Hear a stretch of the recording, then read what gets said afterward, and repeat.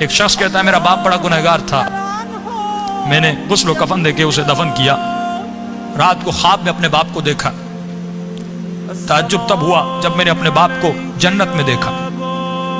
میں نے کہا بابا آپ تو بڑے گنہگار تھے، آپ تو بڑے خطاکار تھے، آپ جنت میں کیا کر رہے ہیں؟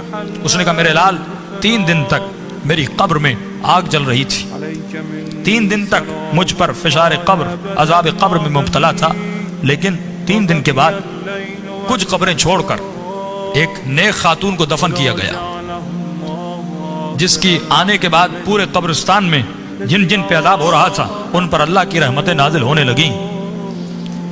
فرمایا نور برس رہا تھا۔ کہا بابا یہ کیسا نور تھا؟ کہ جیسے اس کو دفن کیا پہلی رات بھی، دوسری رات بھی، تیسری رات بھی اس کی قبر میں حسین ابن علی آتے تھے۔ فرمایا جب اس خاتون نے میرے عذاب کو دیکھا، فرمایا اس کے دل میں رحم پیدا ہوا، اور جب امام حسین اس کی قبر میں آئے تو اس نے کہا مولا مجھ پر تو رحمتیں ہیں، لیکن یہ بھی آپ کا چاہنے والا ہے، اس کی قبر میں عذاب ہو رہا ہے، میں چاہتی ہوں میری خاطر آپ اس کی شفاعت کر دیں۔ کہ اس وقت امام نے دعا کے لیے ہاتھوں کو بلند کیا، میرا عذاب ختم ہوا۔ کہ بابا وہ خاتون کون سی تھی؟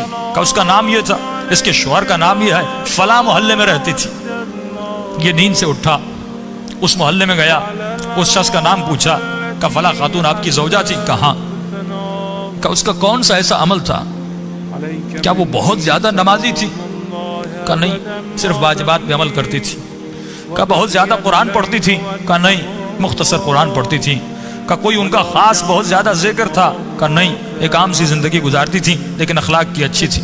اس نے کہا اتنا پوچھ کیوں رہے ہو؟ اس نے سارا واقعہ بتایا کہ آپ کی زوجہ کی خاطر میرے باپ کی شفاعت ہو گئی، کوئی تو ایسا عمل ہوگا جس کی وجہ سے امام حسین اس کی قبر میں گئے۔